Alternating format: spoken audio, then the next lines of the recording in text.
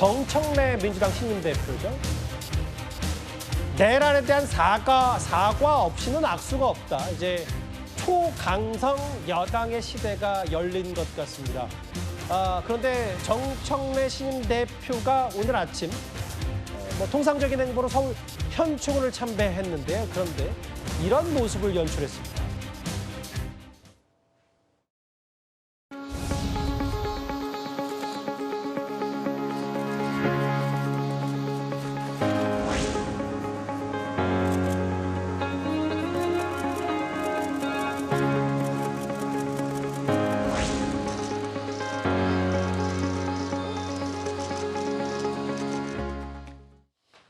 일단 어제 정확히 지난 토요일 당대표가 된 이후에 여러 행보들도 많은 평가들이 나오고 있지만 이현정 의원님, 네.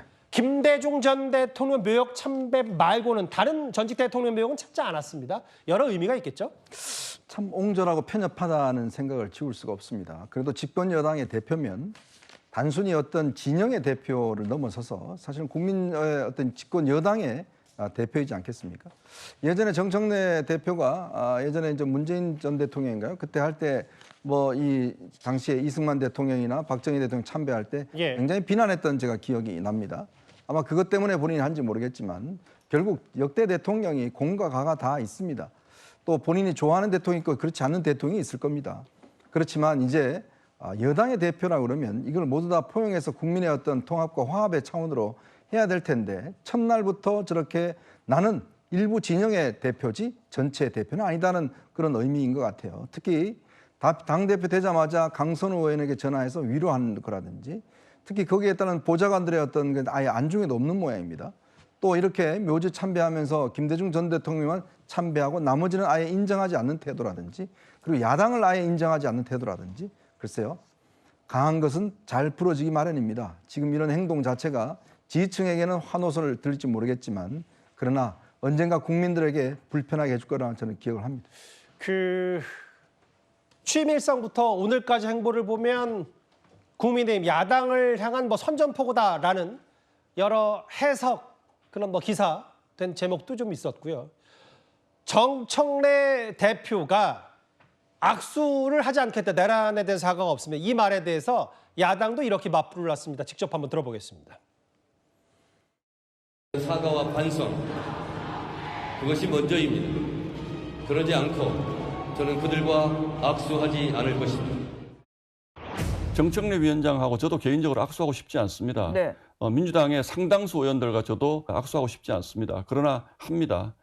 대화합니다. 그것은 저희를 뽑아주신 주권자들의 뜻에 따라서 하는 겁니다. 더구나 야당 대표 아니잖아요. 정청래 위원장, 예. 정청래 대표는. 국민들이 보기에 정청래 대표를 지지하는 국민만 있습니까?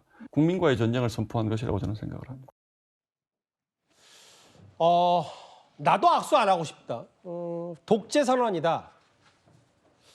노골적인 의회 독재, 입법 폭주 왜고다. 아까 이현정 의원께서 꽤 세게 비판을 하셨는데 성신부 부장님. 예. 이게요. 물론 본인이 60%가 넘는 선출된 당권을 쥐었고 본인의 목소리에 혹은 당심에 부응하기 위해서 여러 행보를 하는 건 맞긴 한데 그래서 야당이 아무리 지리멸렬하고 문제가 있다고 하더라도 대화 파트너로조차 인정하지 않는 건 문제가 있는 거 아니냐. 어떻게 받아들이세요? 저는 이 국민의힘의 전당대회 결과에 따라서 정청래 대표의 이 입장이 바뀔 수도 있다고 봅니다. 예를 들면 지금 국민의힘 전당대회 후보 중에는 윤석열 전 대통령 1월 당시 체포를 저지하기 위해 관저로 달려갔던 45명에 대해 절연을 해야 된다. 이런 주장하는 분들 계시거든요. 이런 분이 만약에 된다라고 한다면 정청래 당대표는 그분과는 압수도 할 거고요. 아마 협치도 할 겁니다. 근데 지금 국민의힘 지금 전당대회 흐름 자체가 그러지 않은 사람들, 거기로 달려갔던 사람들 뭔 잘못이냐, 계몽령이다 이런 주장을 하는 사람들이 될 가능성이 높아지다 보니까 이런 사람들과는 협치의 대상으로 삼을 수 없다는 좀 강경한 메시지를 내고 있는 것이고요. 사실 60% 이상의 민주당의 당선 그 높은 득표율로 당선이 됐다. 그뿐만 아니라 사실 박찬대 후보 러닝메이트 같이 선거를 치렀던 박찬대 후보도 역시 선거 중반 이후부터는 국민의힘에 제가 말씀드린 그 극우화되고 있는 흘러가는 상황을 보면서 예. 현명한 그 여당 야당과는 협치의 대상을 삼을 수 없다. 내란을 계속 이야기하는 사람들은 대상으로 하면 안 된다라는 주장을 같이 얘기를 했거든요. 예. 그렇기 때문에 이번 전당대회에서 민주당 당원들이 이야기한 거는 사실상 거의 100% 가까이 비슷한 이야기를 했습니다.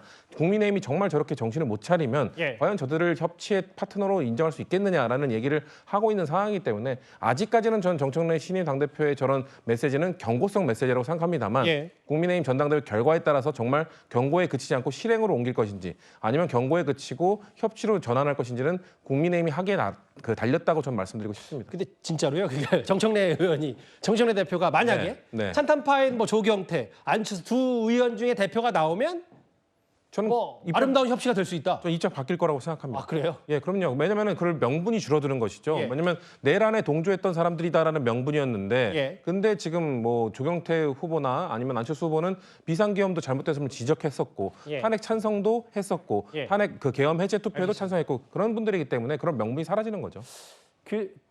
뭐 모르겠어요. 일단 알겠습니다. 그 전망이니까 어떻게 될지 봐야죠. 강성필 부위원장님. 네. 강선우 의원과 통화한 걸 두고요. 이거 대체적인 시각과 정반대로 가는 거 아니냐. 이것 또한 오히려 3대 개혁안 혹은 여러 것 야당을 파트너로 인정하지 않는 것보다 더 문제 아니냐는 비판에 대해서는 어떻게 판단하세요?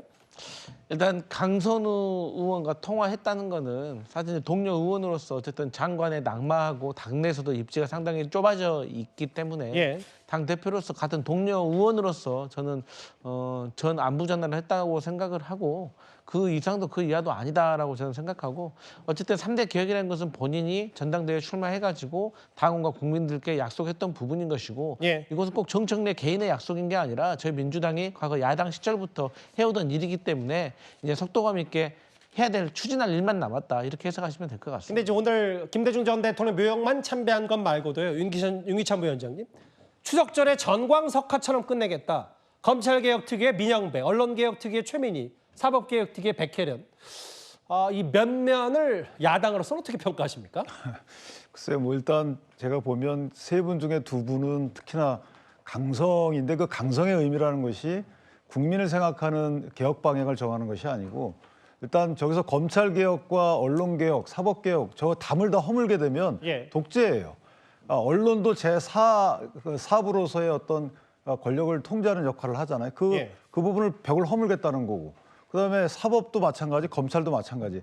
그럼 이제 민주당 이외에 당정 이외에는 그 해당 당정의 정책 방향에 대해서 간섭할 수 있거나 견제할 수 있는 세력이 아예 없어지는 겁니다. 예. 야당도 탄핵하게 해산시키겠다는 거니까. 근데 저는 정청래 당대표가 뭐 어쩔 수 없는 점도 있다고 보는 것이 본인이 꾸준히 쌓아온 그 본인의 어떤 특징 이것을 살리겠다는 부분이고 또 하나는 본인이 당내에서 상당히 비주류예요. 의원들의 관계에서 보면 예. 이 다수의 의원들을 견제할 수 있는 방법은 항상 전쟁 상태에 당을 두는 거라서 예. 이해는 합니다만은 그래도 여당 대표면 대통령과 함께 국민들의 이익을 위해서 조금 더 진중한 모습을 보여주는 것이 맞겠다 이렇게 생각합니다. 제가 준비한 1위 신임 여당 대표에 대한 여러 감론을박 얘기까지 짚어봤습니다.